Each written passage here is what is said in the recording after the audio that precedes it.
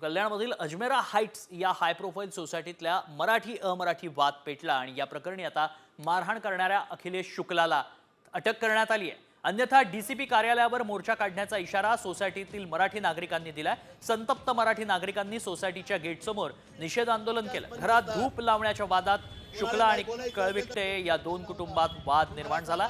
यावेळी शुक्लानं मराठी माणसं भिकारी आहेत असं म्हणत हिणवलं होतं, त्यामुळे हा वाद आणखीनच पेटण्याची शक्यता आहे। अटक करा अशी मागणी करण्यात आल्याचं पाहायला मिळतंय आणि आता त्याच संदर्भात आंदोलन सुरू झालंय।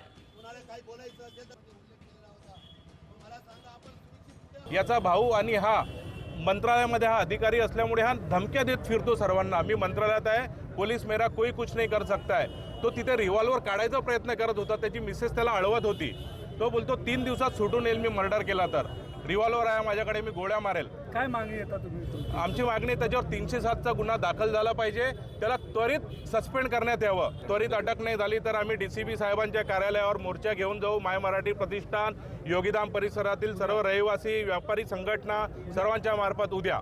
इतकी आमच्या सोसायटीत दादागिरी वाढलेली आहे की प्रमाणाच्या बाहेर। हे काय आपण मराठी लोकांनी सहन करायचं? ती म्हणते इथले मराठी लोक अतिशय घाणेरडे आहेत, ते मासे खातात, मटण खातात। अरे ते आमचं खाणं आहेच, तू कोण बोलणारी?